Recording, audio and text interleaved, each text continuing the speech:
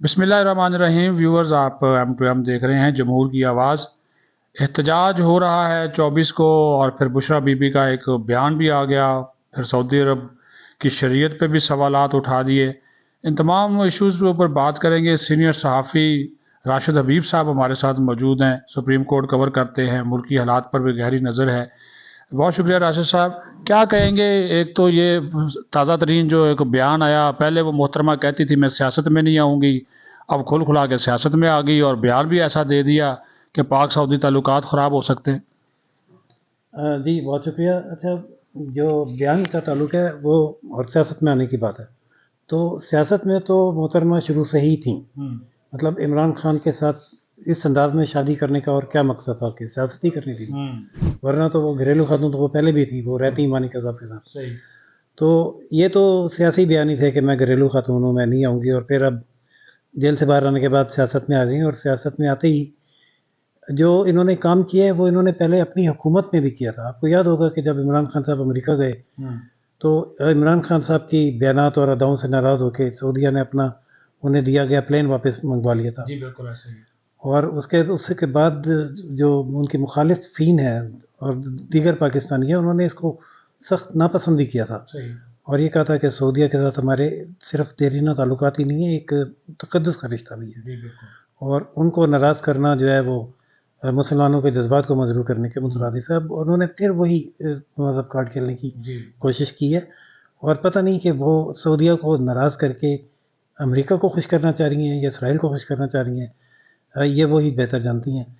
ان کا یہ بیان بہرحال افسوسناک ہی قرار دیا جائے۔ اچھا، آپ نہیں سمجھتے کہ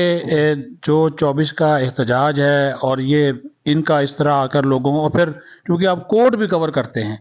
اور انہوں نے کل خاص طور پہ اپنے اس بیان میں کہا کہ وکلا اور ججز بھی اس احتجاج میں شریک ہوں، اس پہ کیا کہیں گے؟ وہ تو وکلا اور ججز تو خیر اپنے فیصلوں کے ذریعے آپ نے دیکھا ہیں ہی ان کے ساتھ، وکلا بھی شامل ہو سکتے ہیں، بہت بڑی سپورٹ ہے۔ لیکن جو نئی صورتحال ہے نا، جس میں وہ ایک ڈائیلاگ والا سلسلہ چل پڑا ہے، وہ ڈائیلاگ ہونے یا نہیں ہونے، لیکن پی ٹی آئی کے سپورٹر جو ہیں وہ ایک مخمصے کا شکار ہو گئے ہیں کہ پتہ نہیں 24 کو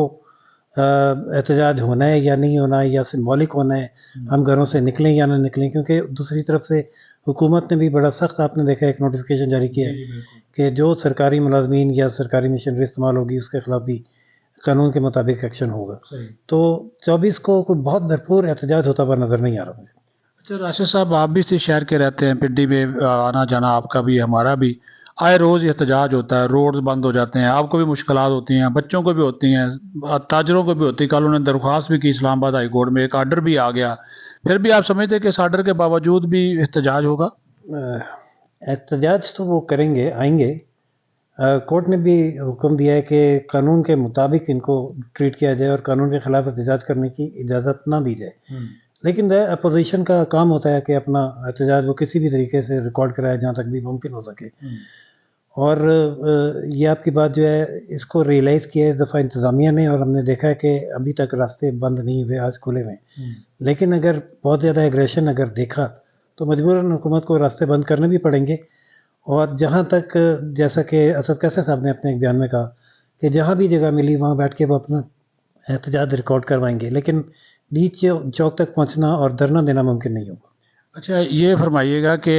دو وہ مطالبات مین رکھ رہے ہیں کہ ایک تو بانی پی ٹی آئی کو فوراً رہا کریں، دوسرا وہ کہہ رہے ہیں ہمارا مینڈیٹ واپس کریں، اس کا مطلب ہے اس حکومت کو فارغ کر دیں اور بانی پی ٹی آئی کو جیل سے نکال دیں۔ مقدمات وہ تو حکومت نے نہیں کرنا، وہ تو کورٹس نے کرنا، تو ان دو مطالبات پہ یہ تو پھر نہ بات ماننے والی بات ہوئی نا؟ بالکل ایسے ہی ہے، بات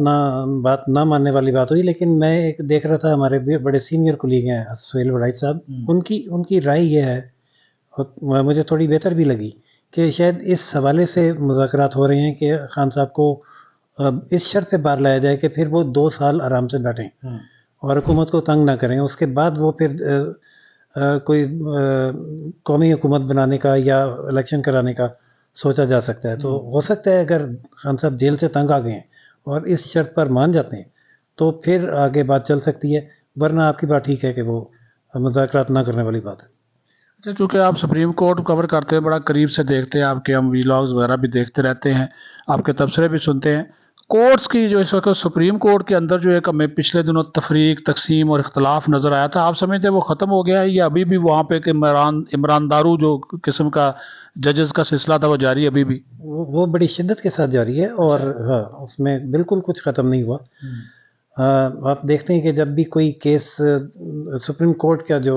नॉर्मल सुप्रीम कोर्ट है उसमें आता है और उसमें कोई आनी नुक्ता आ जाए तो उस पर वो कोशिश करते हैं जस्टिस साहब के वो ही सुन लें, लेकिन फिर वकील साहब एतराज़ करते हैं कि नहीं ये आइनी बेंच में जाना चाहिए। और आइनी बेंच भी जो बना है उसकी डिवीज़न भी एक जज की अक्सरियत से है हुकूमत की फेवर में। सही। तो ये इख्तलाफ अपनी जगह जारी है और ये पता नहीं कब तक जारी रहेगा, लेकिन ये अफसोसनाक है। जी, आपने राशिद हबीब साहब की गुफ्तगू सुनी और उन्होंने वाज़ेह तौर पर कहा है कि जिन शराइत के ऊपर पीटीआई मुज़ाकरात करना चाहती है वो तो नहीं लगता कि वो बात जो है वो उनकी मानी जाएगी। फिर दूसरा बुशरा बीबी की जानब से जो सऊदी अरब के हवाले से बयान दिया गया तो सऊदी अरब को नाराज़ करने की जो कोशिश जो है वो की गई, ये भी सारी सूरत हाल को वाज़ेह करती है। बड़ा ख्याल रखें, बहुत शुक्रिया।